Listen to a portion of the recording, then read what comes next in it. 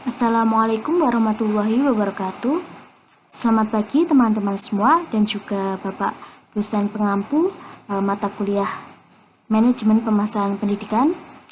Kami dari kelompok 4 akan mempresentasikan hasil makalah kami yang berjudul Pola atau Model Pemasaran Pendidikan.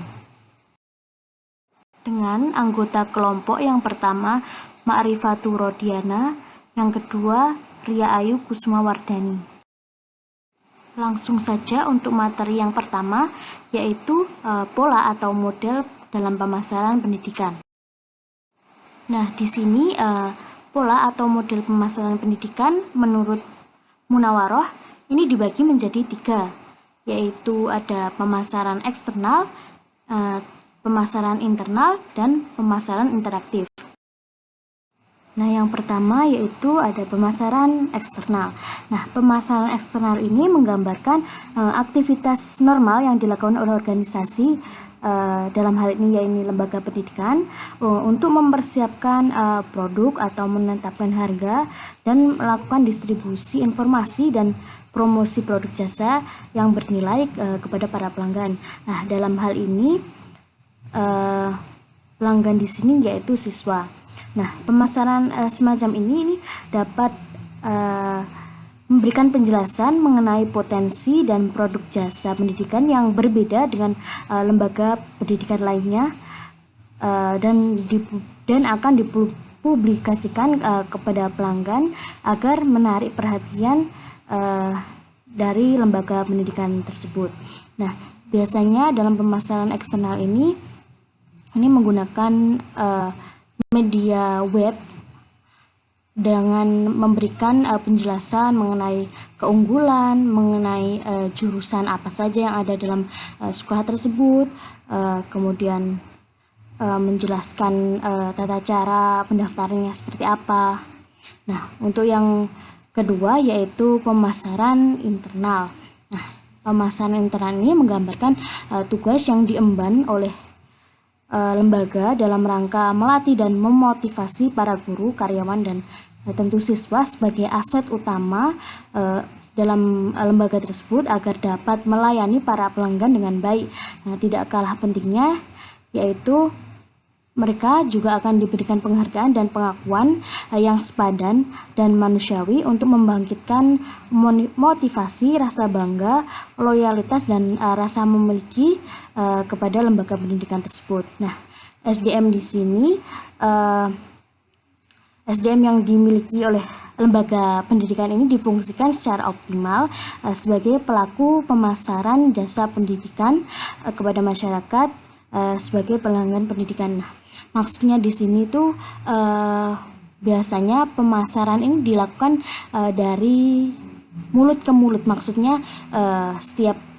setiap tenaga pendidik atau guru ataupun karyawan ini bisa mempromosikan lembaga pendidikannya dari pengalaman dan juga pengetahuannya mengenai sekolahan atau lembaga pendidikan tersebut. Nah, siswa sendiri pun begitu. Mereka juga akan memberikan penjelasan mengenai prestasi-prestasi apa dan juga fasilitas apa yang dimiliki dalam lembaga pendidikan tersebut, sehingga nanti akan memberikan sedikit kepercayaan kepada masyarakat dan juga menarik minat dari masyarakat untuk mau masuk ke lembaga pendidikan tersebut. Selanjutnya yang ketiga yaitu pemasaran interaktif. Nah, pemasaran interaktif ini menggambarkan interaksi antara pelanggan, dalam hal ini para wali siswa dengan para karyawan serta pemimpin lembaga. Nah, di sini diharapkan setiap SDM lembaga dapat loyal dan bermotivasi tinggi serta dapat memberikan total quality service kepada setiap pelanggan dan calon pelanggan. Nah, pemasaran semacam ini dimaksudkan untuk memberikan pelayanan pendidikan yang prima dengan senantiasa meminta kritikan yang konstruktif dan solutif dalam meningkatkan pelayanan dalam lembaga pendidikan. Karena pelayanan lembaga yang prima akan menimbulkan kesan positif kepada lembaga pendidikan. Nah, semakin bagus pelayanan yang diberikan, maka tingkat kepercayaan konsumen akan juga semakin tinggi. Nah, kemudian mutu dari pendidikan juga diharapkan dapat meningkat dan juga dapat mencapai tujuan pendidikan yang telah diatur dalam rencana sebelumnya.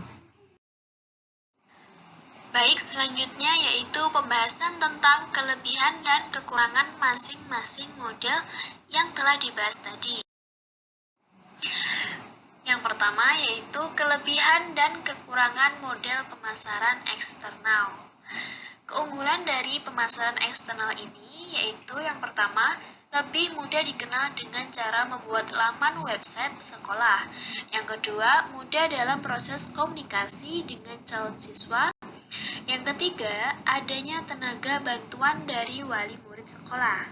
Selanjutnya, kekurangan dari pemasaran eksternal ini yaitu yang pertama, tidak mengetahui tingkat kepuasan konsumen. Yang kedua, kurang dekat dengan konsumen. Yang ketiga, tidak memikirkan apakah konsumen mengetahui cara membuka website atau tidak. Selanjutnya yaitu kelebihan dan kekurangan model dari pemasaran internal. Keunggulan dari pemasaran internal ini yaitu yang pertama, lebih dekat dengan masyarakat secara umum. Yang kedua, lebih terbuka dalam pelayanan. Untuk kekurangan dari model pemasaran internal ini yaitu yang pertama, tidak memperhatikan penggunaan media cetak secara optimal. Yang kedua, kurangnya efektivitas dikarenakan pendekatan kepada masyarakat sulit. Selanjutnya, kelebihan dan kekurangan model dari pemasaran interaktif. Keunggulan dari pemasaran interaktif ini yang pertama, ada pengguna jasa pelayanan pendidikan merasa puas. Yang kedua, fasilitas yang diberikan sangat baik. Yang ketiga, memberikan yang terbaik kepada konsumen. Yang keempat, sangat memperhatikan kepuasan pelanggan. Dan yang terakhir, pelayanan betul-betul dapat dirasakan oleh seorang konsumen. Lalu kekurangan dari pemasaran interaktif ini yang pertama yaitu ada sering menjadi tempat konsultasi di luar jam operasional. Yang kedua, kedekatan yang seperti tanpa batas mengakibatkan segelintir orang memanfaatkan dengan kurang baik. Baik teman-teman, sekian presentasi dari kelompok kami. Kurang lebihnya mohon maaf, semoga bermanfaat. Wassalamualaikum warahmatullahi wabarakatuh.